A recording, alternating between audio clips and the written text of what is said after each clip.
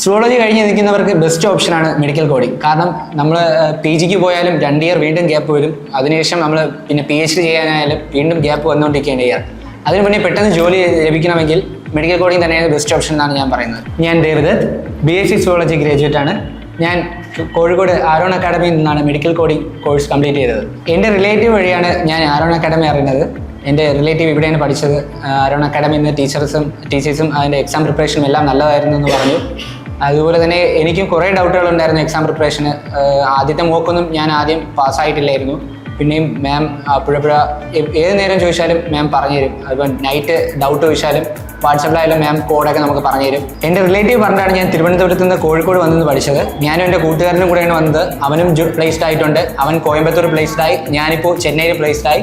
Zoology കഴിഞ്ഞ് നിൽക്കുന്നവർക്ക് best ഓപ്ഷനാണ് മെഡിക്കൽ കോഡിംഗ്. കാരണം നമ്മൾ PGക്ക് പോയാലും 2 ഇയർ വീണ്ടും ഗ്യാപ്പ് വരും. അതിനുശേഷം നമ്മൾ പിന്നെ PhD ചെയ്യാനായാലും വീണ്ടും ഗ്യാപ്പ് വന്നുകൊണ്ടിരിക്കുകയാണ് ഇയർ.